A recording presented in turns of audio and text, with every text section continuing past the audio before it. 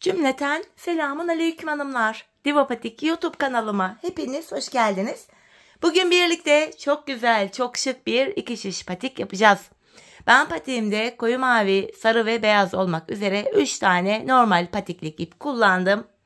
Şişlerim 3 numara. Hemen modelimi de göstereceğim. İşte hanımlar, modelimiz bu şekilde. Baştan sona 2 şiş ile yapmış olduğum modelim. Patiğimizin tabanı böyle. Topuk kısmı bu şekil. Hiçbir yerinde dikişimiz yok hanımlar. Çok hoş, güzel, şık bir patik oldu. Patiğimize şu ön bölümden başlayacağız. Sonrasında kenarlarını, ardından tabanını ve topuk bölümünü örerek patiği bitireceğiz. Bu patik benim elimin ölçülerine göre 37, 38 ve 39 numara ayaklar için uyumlu oldu. Hemen patiğimize başlayalım. 21 ilmek atarak başlayacağım. Şöyle mavi ipim ile 21 ilmek atacağız. 2, 3, 4, 5, 6, 7, 21 ilmeğimizi tamamlayalım gelelim. 21 ilmeğimi attım geldim hanımlar. Hemen şu kenarına bir düğüm atacağım. Geri dönüyorum. Haroşa örgü yapacağız baştan sona. Ben örgümüzün hem ön hem arka yüzünde düz örgü örerek haroşalarımı elde ediyorum. Kenar ilmeğini örmeden aldım. İlmeklerimi tamamen düz yani haroşa olarak öreceğim. Bu şekilde sıra sonuna kadar haroşa örelim gelelim. Sıra sonuna kadar ilmeklerimi ördüm geldim hanımlar. Şimdi ön yüzdeyiz. Hemen şu sarı desenimize başlayacağız. Hemen şuradaki desenimize bu aşamada başlayacağız. Modelde birinci sıradayız hanımlar. Toplam buradaki modelimiz 13 sıradan oluşuyor. Birinci sıradayız. Kenar ilmeğini örmeden aldım. 13 tane mavi öreceğim. Kenar ilmeği ile birlikte. 2, 3, 4, 5, 6, 7, 8, 9, 10, 11, 12, 13 ilmek mavimi ördüm. Şimdi sarıyı ekleyeceğim buraya. 6 ilmek de sarı örüyorum. Modelde birinci sıramız. 13 tane mavi ördüm. 6 tane de sarı öreceğim. Hemen bir tane sarıyı ördükten sonra sarı ipimin ucunu mavime sıkıca düğümlüyorum. Şu ikinci sarı ilmeğim. 3, 4, 5 ve bir ilmek daha ördüm 6. Burada kalan 2 ilmeği örmüyorum. Geri dönüyorum hanımlar. Arka yüzdeyim. Arka yüzde ilmeklerimizi gördüğümüz renklerle haroşa öreceğiz. İlk ilmeğimi de yine düz örerek başladım. Sarı ilmeklerimi sarı ipim ile örüyorum. Arka yüzde renk geçişi yaparken sarı ipimi şöyle arkaya aldım. Şöyle çaprazlamasına mavimi alıyorum. Kalan 13 ilmeğimi de mavi ipim ile örüyorum. Ön yüzde ve arka yüzde ilmekleri örünce modeli bir sıra yapmış oluyoruz. Birinci sıramızı böylece tamamlamış olduk hanımlar. Şimdi geri dönüyorum tekrar ön yüzde modelde de ikinci sıradayız. Bu sıramızda 14 tane mavi örüyorum. Kenar ilmeğim 1, 2, 3, 4, 5, 6, 7, 8, 9, 10, 11, 12, 13, 14 maviyi ördüm. Sarımı alıyorum. 4 tane de sarı örüyorum. 2, 3, 4. Ardından geri dönüyorum. Yine ilk ilmeğimi örerek başladım. Sarı ilmeklerimi sarı ipim ile örüyorum. Bakın sarıyı arkada bıraktım. Şöyle çaprazlamasına mavimi aldım. Kalan 14 ilmeğimi de mavi ipim ile örüyorum. Arka yüzde modelin ikinci sırasını da böyle tamamlıyoruz. Geri döndüm. Ön yüzde üçüncü sıradayız. Bu sıramızda hanımlar 11 tane mavi örüyorum. Kenar ilmeğim 1, 2, 3, 4, 5, 6, 7, 8, 9, 10, 11 ilmek mavi ördüm.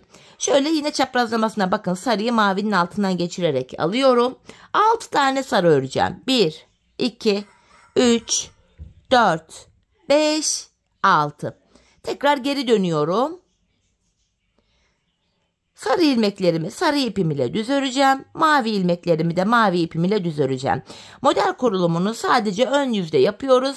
Arka yüzde de ilmeklerimizi gördüğümüz renklerle örüyoruz hanımlar. Videonun devamında artık arka yüzü göstermeyeceğim. Çünkü arka yüzde model kurulumu yok. İlmekleri gördüğümüz renklerle öreceğiz. Evet, şimdi geri döndük. Bu defa ön yüzde ve 4. sıradayız. Bu sıramızda 12 tane mavi örüyorum. Kenar ilmeğim 1, 2, 3, 4, 5, 6, 7, 8, 9, 10, 11, 12 tane mavimi ördüm. Tekrar sarımı alıyorum. 4 tane sarı öreceğim. 1, 2, 3, 4. Ardından geri dönüyoruz. Arka yüzdeyiz. İlk ilmeğimizi örerek başlayacağız. Arka yüzde ilmeklerimizi gördüğümüz renklerle örelim gelelim.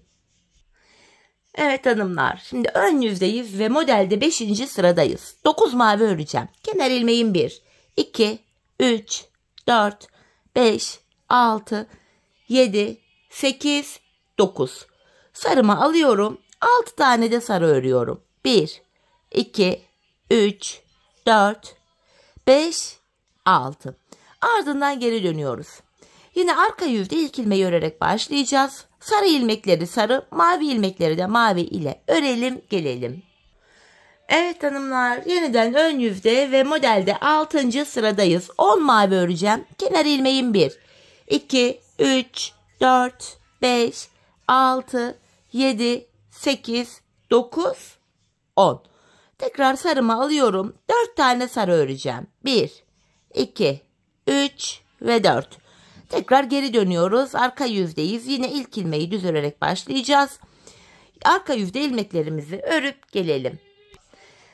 Evet hanımlar, yeniden ön yüzde 7. sıradayız. 7 mavi örerek başlıyorum. 1, 2, 3, 4, 5, 6, 7 mavi ördüm. Tekrar çaprazlamasına sarımı alıyorum. 6 tane de sarı örüyorum. 1, 2, 3, 4, 5, 6. Geri dönüyoruz. Yine arka yüzde ilmekleri örüp gelelim. Evet hanımlar, şimdi de tekrar ön yüzde 8. sıradayız. Kenar ilmeğini aldıktan sonra kenar ilmeği ile birlikte toplam 8 ilmek mavi örüyorum. 3, 4, 5, 6, 7, 8. Sarımı aldım. 4 tane de sarı. 1, 2, 3, 4. Geri dönüyoruz. Yine arka yüzde ilmekleri örüp gelelim. Evet hanımlar, arka yüzde ilmekleri ördüm. Şimdi ön yüzde 9. sıradayız. 5 mavi örüyorum. Kenar ilmeği 1, 2, 3, 4, 5. Sarımı alıyorum. 6 ilmek de sarı. 1, 2, 3, 4, 5, 6. Bu şekilde. Şimdi geri döneceğiz hanımlar. Şöyle. Arka yüzde yine ilmeklerimizi gördüğümüz renklerle örüp gelelim. Evet hanımlar, şimdi de modelimizde 10. sıradayız. Bu sıramızda 6 mavi ile başlıyorum. Kenar ilmeği 1, 2, 3, 4, 5, 6. Sarı ipimi aldım. 4 tane de sarı örüyorum. 2, 3, 4. Geri dönüyorum. Arka yüzde yine ilmeklerimizi gördüğümüz renklerle örüp gelelim. Evet hanımlar, şimdi de 11. sıradayız. 3 mavi örüyorum. Kenar ilmeğim 1, 2, 3. Çaprazlamasına sarıyı aldım. 6 ilmek sarı. 1, 2, 3, 4, 5 ve 6. Geri dönüyoruz. Yine arka yüzde ilmekleri örelim gelelim. Şimdi de ön yüzde 12. sıradayız hanımlar. 4 mavi ile başlıyorum. Kenar ilmeği 1, 2, 3, 4. Sarımı alıyorum. 4 tane de sarı. 1, 2, 3, 4. Geri dönüyoruz. Yine arkada ilmekleri örelim gelelim. Evet hanımlar, yeniden ön yüzdeyiz ve hemen şu sarı modelimizde 13. sonuncu sıradayız. Kenar ilmeğini mavi ile aldıktan sonra hemen renk geçişi yapıyorum. Sarımı aldım. 6 tane sarı. 2, 3, 4, 5, 6. Artık geri dönüyoruz. İlk ilmeğimi örerek başladım. Sarı ilmeklerimi sarı ipim ile örüyorum. Sarıyı hemen arkaya doğru aldım. Son bir mavi ilmeğimi de mavi ipim ile ördüm. Evet hanımlar, bu sarı modelimizi bitirdik. Bakın şu ilk model bitti. Modelden sonra bir diş haroşa öreceğiz ilmeklerimizin tamamını mavi ipimiz ile. Bu şekilde sarı ipimiz beklesin burada. İlmeklerimizi hanımlar bu şekilde sıra sonuna kadar 21 ilmeğimiz vardı. Hepsini sıra sonuna kadar örelim. Arka yüzde tekrar haroşa örelim. Ön yüzde buluşalım. Evet hanımlar, bir diş haroşamı mavi ipim ile ördüm geldim. Şimdi ortadaki bu beyaz desenimize başlayacağız. Bu desenimiz de 9 sıradan oluşuyor. Şimdi birinci sırasını yapacağız. 7 tane mavi ilmek örüyorum. Kenar ilmeğim 1, 2, 3, 4, 5, 6, 7. 7 maviden sonra bu defa beyazımı ekleyeceğim. Sarı ipimizi kesmeyelim, orada beklesin. 8 tane beyaz ekliyorum hanımlar buraya. 8 tane beyaz. Şu birinci ilmeğim. Hemen bu beyazın ucunu da maviye düğümleyeceğim. Şu ikinci beyaz ilmeğim. Şu üçüncü beyaz ilmeğim. İpimin ucunu da gizleyerek götürüyorum hanımlar. Şu dördüncü. 5, 6, 7, 8. Buraya 8 tane beyaz ördüm, geri dönüyoruz. Yine burada da hanımlar arka yüzde ilmekleri gördüğümüz renklerle örüyoruz. Beyaz ilmeklerimizi beyaz ile, mavi ilmekleri de mavi ile örelim gelelim. Evet hanımlar, yeniden ön yüzde bu ortadaki beyaz modelin ikinci sırasındayız. 8 tane mavi ile başlıyorum. Kenar ilmeğim 1, 2, 3, 4, 5, 6, 7, 8 tane maviyi ördüm. Şöyle renk geçişi yapıp beyazımı alıyorum. 6 tane de beyaz örüyorum. 2, 3, 4, 5, 6. Geri dönüyorum. Yine arka yüzde ilk ilmeği örerek başlıyoruz. İlmeklerimizi gördüğümüz renklerle arka yüzde örelim gelelim hanımlar. Evet hanımlar, yeniden ön yüzde modelde 3. sıradayız. 5 mavi örüyorum. Kenar ilmeği 1, 2, 3, 4, 5. Şöyle çaprazlamasına beyazımı aldım. 8 tane beyaz öreceğim. 1, 2, 3, 4, 5, 6, 7, 8. Geri dönüyorum. Yine arka yüzde ilmeklerimizi gördüğümüz renklerle örüp gelelim. Evet hanımlar, şimdi de yeniden ön yüzde modelde 4. sıradayız. 6 mavi örüyorum. Kenar ilmeğim 1, 2, 3, 4, 5, 6. Beyaz ipimi aldım. 6 tane de beyaz örüyorum. 2, 3, 4, 5, 6. Geri dönüyoruz. Yine arka yüzde ilmeklerimizi gördüğümüz renklerle örelim gelelim. Evet hanımlar, şimdi de modelin tam ortasına 5. sıraya geldik. 5. sıramızda kenar ilmeği 1, 2, 3 tane mavi ördüm.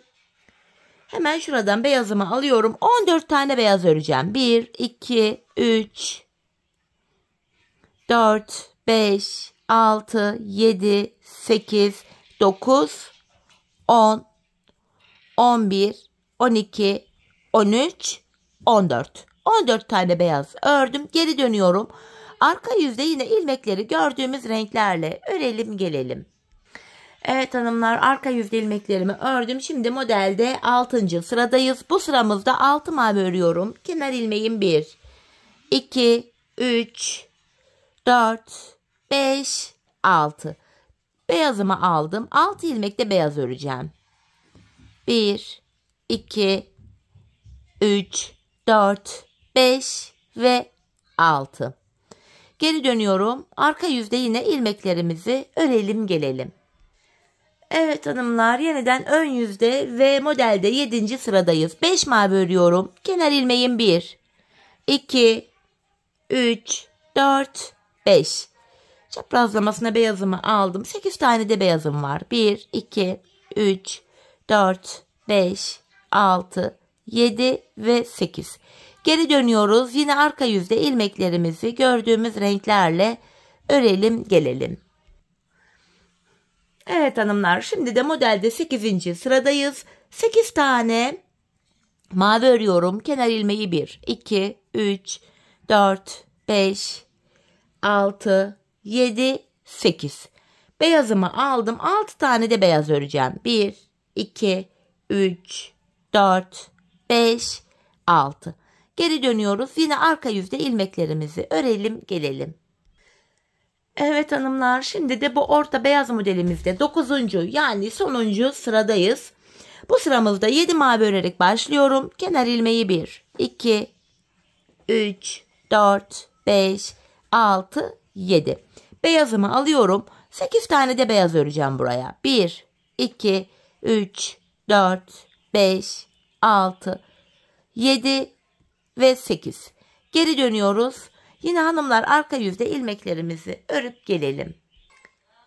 Evet hanımlar, beyaz modelimizi de bitirdik bu şekilde. Şimdi araya yine bir diş mavi haroşamızı öreceğiz. İlmeklerin tamamını mavi ipimiz ile öreceğiz ve bu aşamada artık beyazı kullanmayacağız. Beyaz ipimi de keseceğim hanımlar. Şöyle beyazıma kadar ördükten sonra burada beyaz ipimi kesiyorum.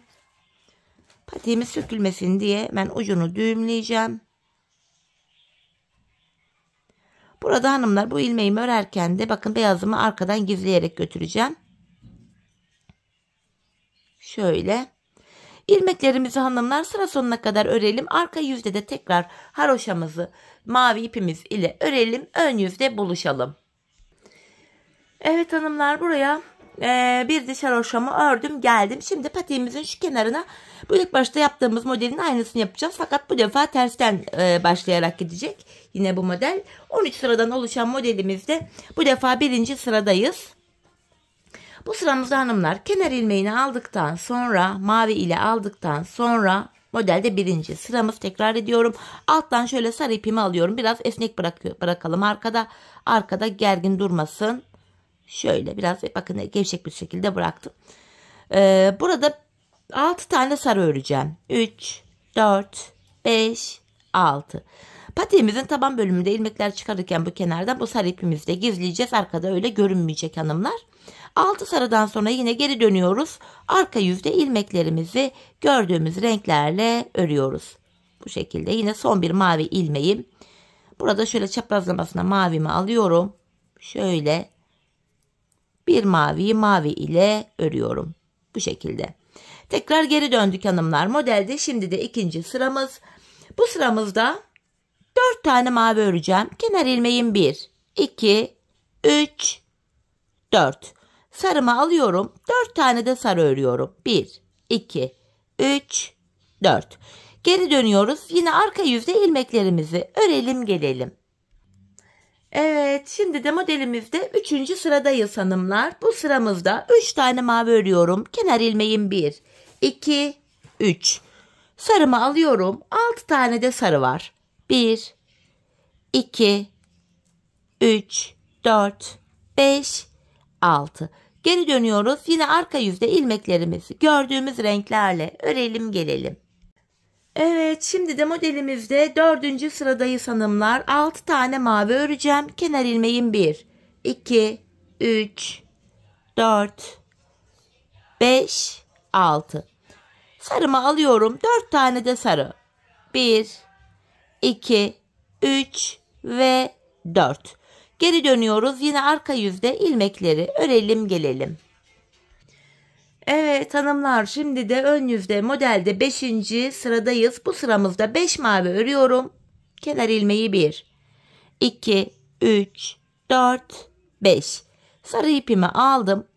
6 tane de sarı öreceğim. 1, 2, 3, 4, 5 ve 6. Geri dönüyoruz. Yine arka yüzde ilmeklerimizi örelim gelelim. Evet hanımlar, şimdi de modelimizde 6. sıradayız. 8 mavi örerek başlayacağım. Kenar ilmeği 1, 2, 3, 4, 5, 6, 7, 8. Sarımı alıyorum. 4 tane de sarı. 2, 3 ve 4. Geri dönelim. Arka yüzde ilmeklerimizi örelim gelelim. Evet, şimdi de modelimizde 7. sıradayız. 7 mavi örüyorum. Kenar ilmeği 1, 2, 3, 4, 5, 6, 7. Sarı ipimi yine çaprazlamasına aldım. 6 tane de sarı örüyorum. 1, 2, 3, 4, 5, 6. Geri dönüyoruz. Yine arka yüzde ilmeklerimizi örelim gelelim hanımlar.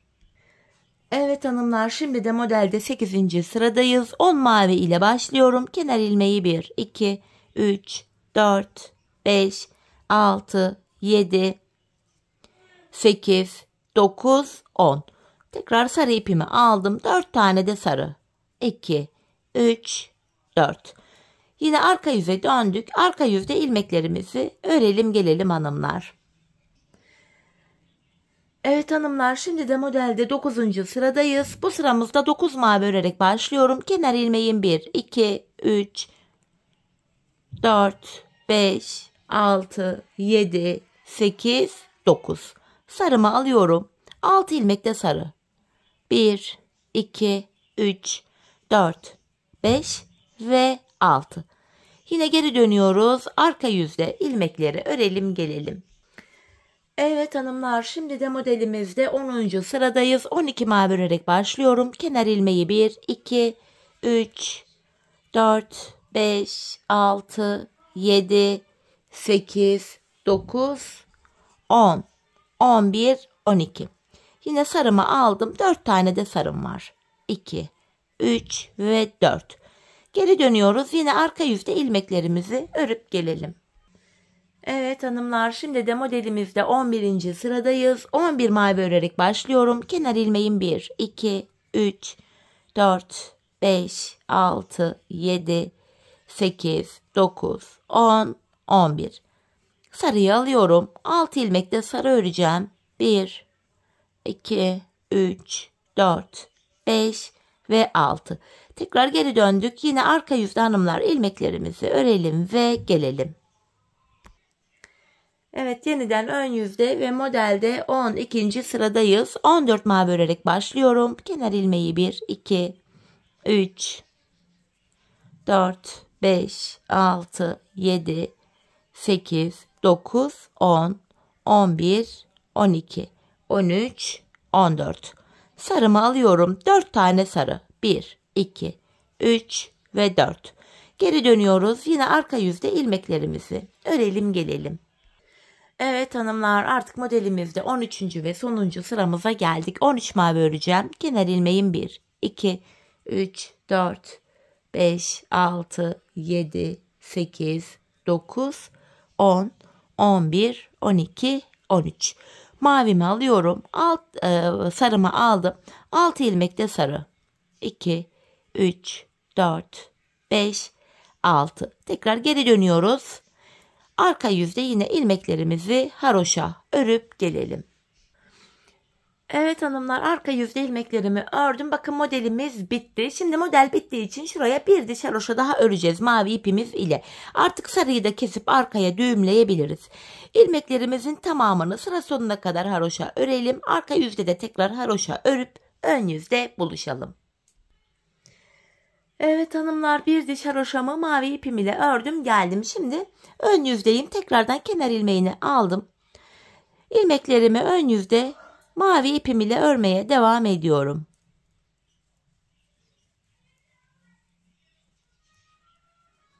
Sıra sonuna kadar yine ilmeklerimi örüyorum. Sonuncu ilmeğimi de ördüm. Bakın hanımlar, tam bu aşamada patiğimizin şu bölümünü yapacağız. Şu orta bölümlerden ve diğer şu kenardan ilmekler çıkaracağız. Bakın şu aradan ve şu diğer kenardan ilmekler çıkaracağız. Burada 21 ilmeğimiz vardı. Hemen sırasıyla şuralara girerek ilmekler çıkaracağız. Bakın şuradan bir ilmek çıkarttım. 22 ilmek oldu. 23, 24, 25. Hemen şuraya da girerek buraya düğüm atmıştık. Burası biraz sıkı. Bir ilmek de tığ yardımıyla girerek şuradan çıkarttım. 26 ilmeğimiz oldu. Hemen diğer kenarda başlangıç yerlerine ilmeğin iki kanadına birden girerek ilmek çıkartmaya devam edeceğiz. Bir ilmek sıradan çıkarttım. 27, 28, 29, 30, 31. Şu ipi de gizleyerek götürelim. 32, 33, 34. Yine şunu alalım şöyle. 35, 36, 37, 38, 39, 40,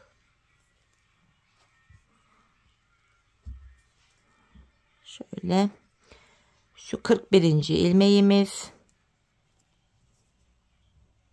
42, 43, 44 ve bir ilmek de şuradan çıkartıyorum. 45.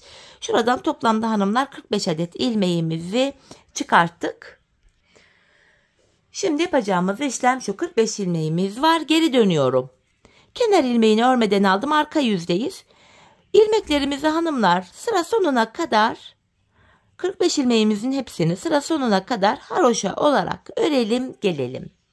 Evet hanımlar, ilmeklerimi arka yüzde ördüm geldim, ön yüzdeyiz. Şimdi patiğimizin şurasındaki beyaz desenimizi yapacağız. Bu aşamada hemen beyaz ipimi alıyorum. Beyaz kullanacağız. Mavimiz burada beklesin. İlk ilmeğimi beyaz ile örerek şöyle başlıyorum. İlmeklerimizin tamamını hanımlar beyaz ile düz olarak öreceğiz. Hemen 2 ilmek ördükten sonra beyazımın ucunu da şuraya bağlıyorum.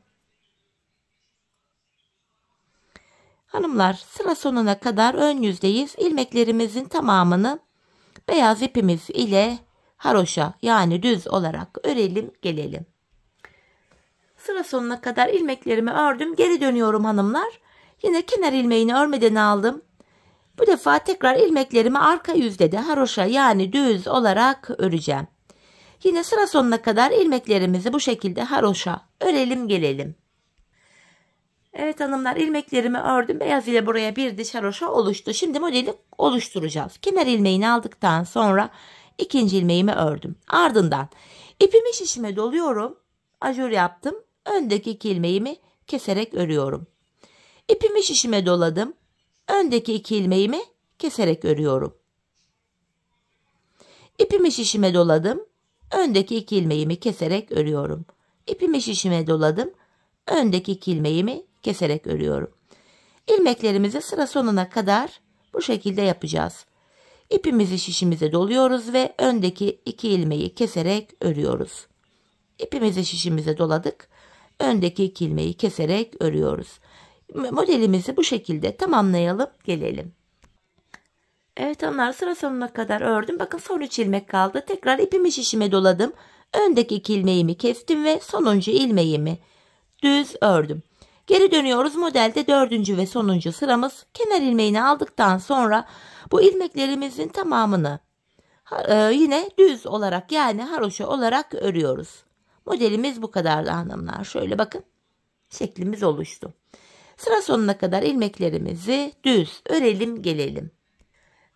Evet hanımlar, ilmeklerimin tamamını sıra sonuna kadar düz ördüm. Buradaki beyaz modelimizi de oluşturduk. Tekrar mavime geçeceğim.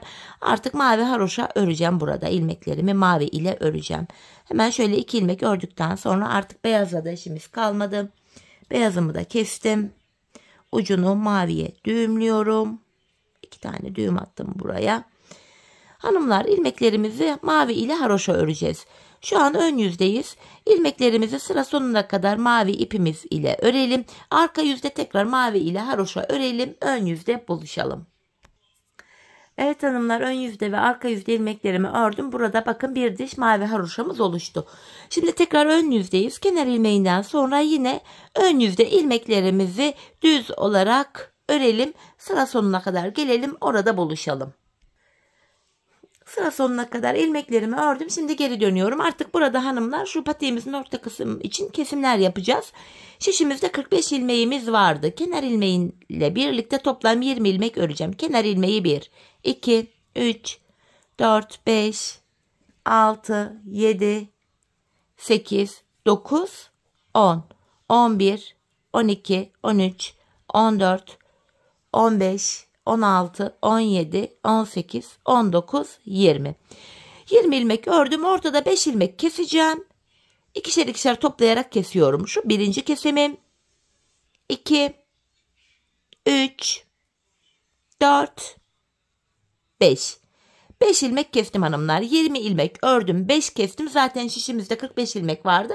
Şu kenarda da 20 ilmek kalıyor. Hatta sayarak gidelim. İlk ilmeği aldım. 2, 3, 4, 5, 6, 7, 8, 9, 10.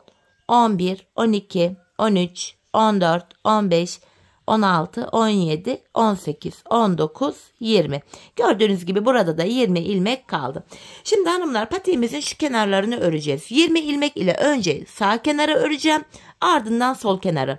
20 ilmek ile burada haroşalara devam edeceğiz. Şu sol taraftaki 20 ilmek bekleyecek. Şu kesimlerden önceki 20 ilmek bekleyecek. Biz bu sağ taraftaki 20 ilmek ile haroşalarımızı öncelikle öreceğiz. Bakın şurada bir beyazdan sonra, beyaz modelden sonra 2 diş haroşamız var. Ben patiğimin şu kenarına toplamda 18 diş, yani 18 sıra haroşa ördüm. Zaten haroşa örgü esnek bir örgü yapısı olduğu için hani ayağı da oluyor, esniyor. Dediğim gibi bakın şuradaki diş haroşa var. Burada toplamda şurada 20 ilmek ile toplam 18 diş haroşamızı örelim. Gelelim hanımlar, ardından buluşalım. Birlikte sol kenara geçişimizi yapalım. Evet hanımlar, şu bölüme 18 diş 18 sıra mavi haroşa olana kadar ördüm geldim. Şimdi artık ilmeklerimi keseceğim. İkişer ikişer toplayarak kesim işlemini yapıyorum. Bu şekilde gevşek bir kesim yapalım hanımlar. Çünkü bakın şu kenar ilmek yerleri var, kesim yaptığımız yerler. Patiğimizin arka bölümünü yaparken buralardan ilmekler çıkaracağız. İlmekleri rahat bir şekilde çıkaralım diye gevşek bol bir kesim yapmamızda fayda var. Bu şekilde ilmeklerimizin tamamını keseceğiz.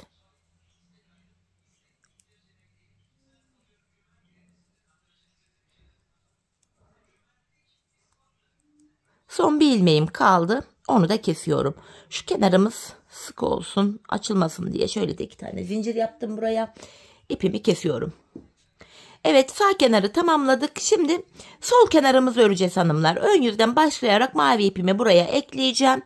Burada da 20 ilmeğimiz vardı. Buraya da 20 ilmek ile 18 diş, yani 18 sıra haroşamızı öreceğiz. Hemen şuraya 2 ilmek ördükten sonra mavimin ucunu da düğümlüyorum. İlmeklerimizi bu defa yine haroşa öreceğiz. Patiğimizin sol kenarını yapıyoruz şu anda. Bu şekilde 20 ilmeğimizi sıra sonuna kadar öreceğiz. Ardından geri döneceğiz. Arka yüzde de yine düz öreceğiz. Haroşa oluşacak. Ön yüzde, arka yüzde ilmekleri 2 sıra örünce bir diş haroşamız düşüyor. Sonuncu ilmeğimi de ördüm. Bakın geri dönüyorum. Arka yüzdeyim. Arka yüzde de yine kenar ilmeğinden sonra ilmeklerimi düz, yani haroşa örüyorum. Sağ kenara ne kadar yaptıysak sol kenarda aynı sayıda olacak.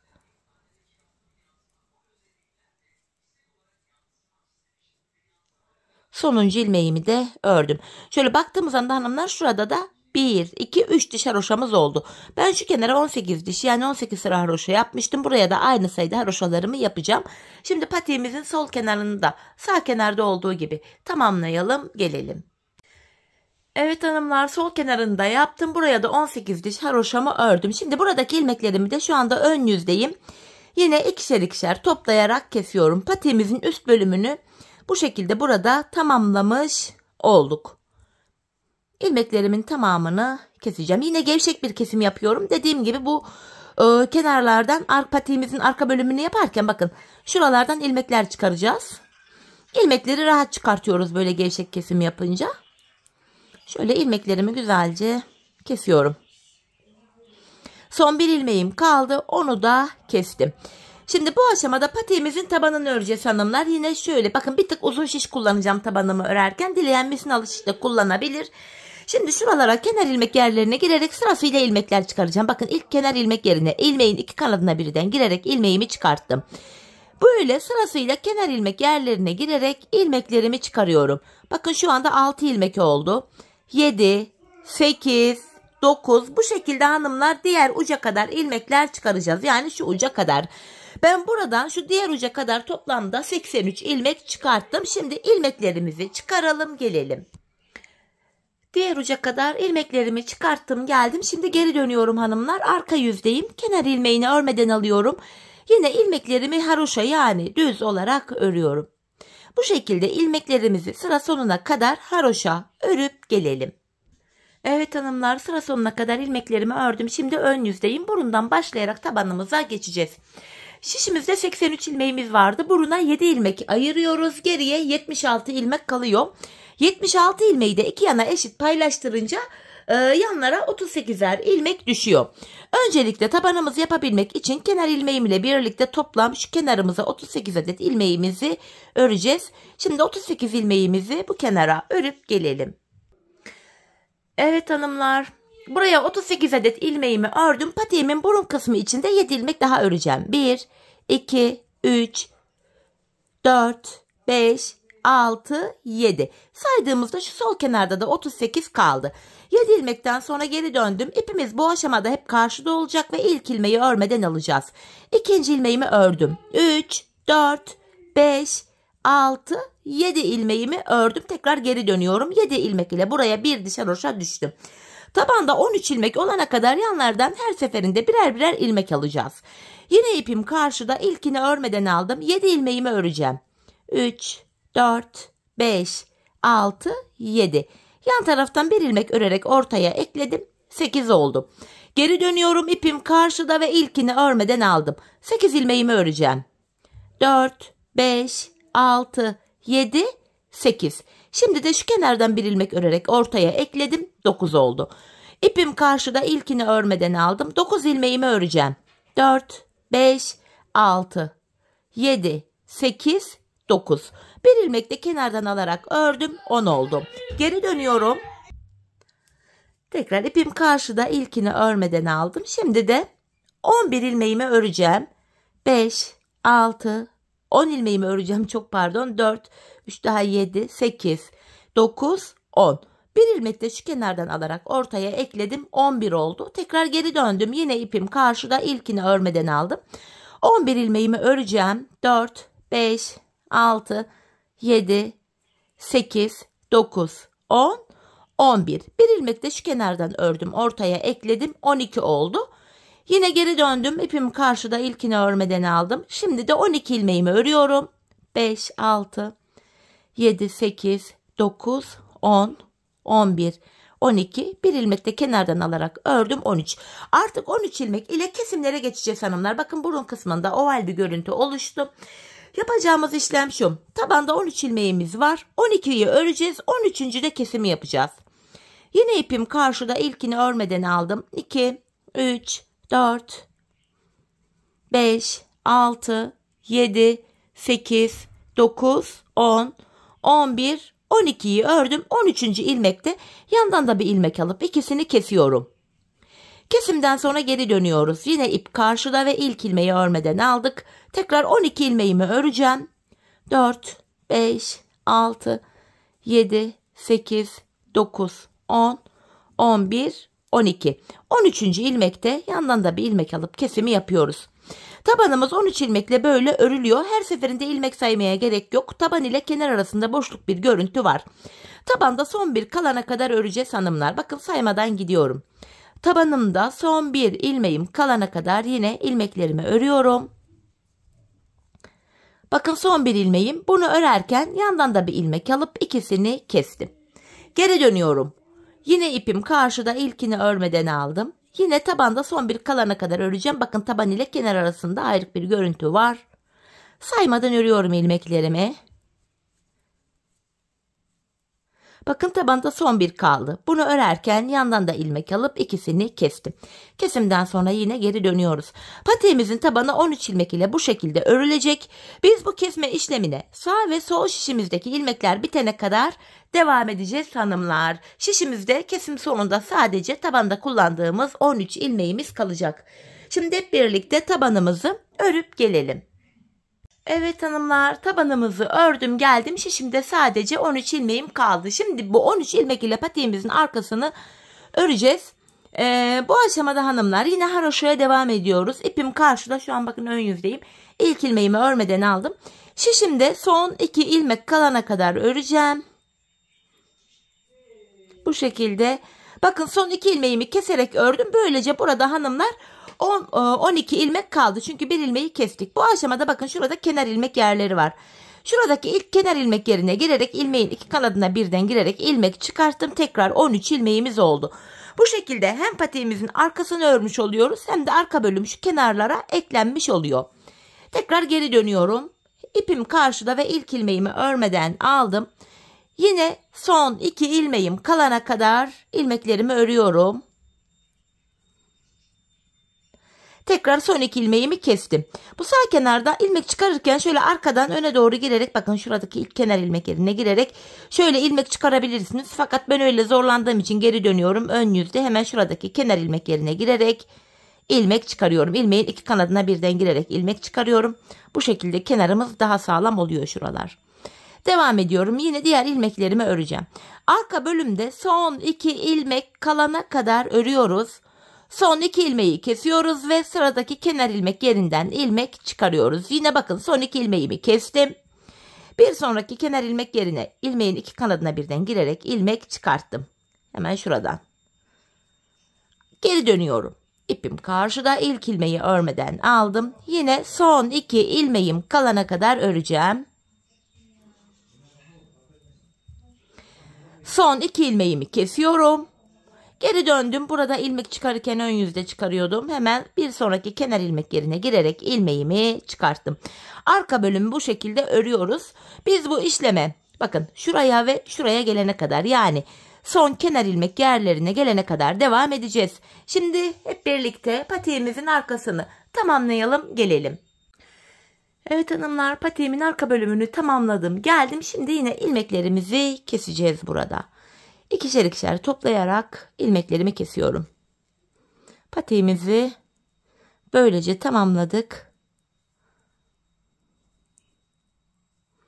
Bir de kenar oyamız var. Onun yapılışını da sizlere hemen anlatacağım. Son bir ilmeğim kaldı. Onu da kestim.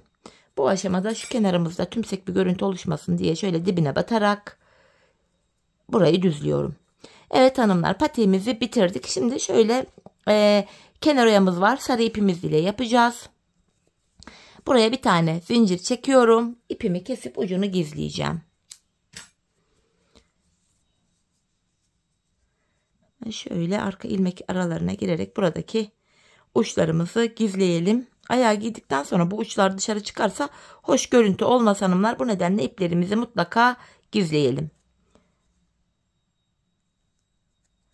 Evet, şimdi kenar oyamızı yapacağım hanımlar. Aldım sarı ipimi elime. Öncelikle sarı ipim ile şöyle bir ilmek oluşturuyorum. Tığ ile yapacağız kenar oyamızı. Tek sıradan oluşuyor zaten. Hemen bu bitirdiğimiz yerden itibaren şöyle ilmeğimi buraya sabitledim. Şöyle yapıyorum. İpimi tığıma doluyorum. Hemen sıradaki kenar ilmek yerine ilmeğin 2 kanadına birden batarak ilmek çıkarıp tığımdaki 3 ilmeği topluyorum. İpimi tığıma doladım. Sıradaki kenar ilmek yerine girerek ilmek çıkarttım. Tığımdaki 3 ilmeği topluyorum. Kenar oyamızı bu şekilde yapıyoruz. Çok sıkarak yapmayalım hanımlar. Patiğimizin boğaz kısmı gergin durur, dar olur. Bu şekilde ayak girmez. Bu nedenle biraz esnek yapalım. Bakın tığımdaki ilmeklerim gayet gevşek, esnek duruyor. Böyle.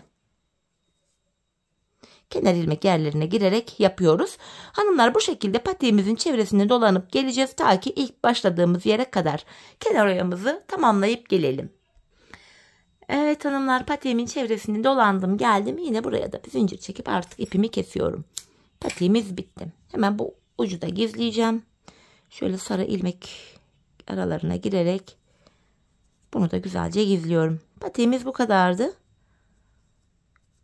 Gayet kolay, güzel de bir model oldu. Şöyle bakın hanımlar, patiğimiz şöyle duruşunu göstereyim. Duruşumuz bu. Haroşa örgü olduğu için bakın esnekliğini görüyorsunuz. Ayağı saran bir model. Şekil itibariyle modelimiz böyle. Hemen manken ayağıma da giydireyim. Birlikte ayağımızda da görelim patiği. Ben çok beğenerek, çok severek yaptım hanımlar. Umarım patiğinizi sizler de benimle birlikte beğenerek, severek yaparsınız. Yapacak olanlara da şimdiden kolay gelsin diyorum. İşte hanımlar, patiğimizin ayaktaki duruşu da bu şekilde. Esnekliği falan da şöyle gördüğünüz gibi gayet güzel. Ayağı saran bir model. Ayaktan çıkmıyor. Model bu. Evet hanımlar, yine birlikte güzel bir modelin daha sonuna geldik. Umarım sizlere faydalı, hoş bir video olmuştur. Yeni modellerde, yeni videolarda buluşmak dileğiyle. Şimdilik hoşça kalın, sağlıcakla kalın.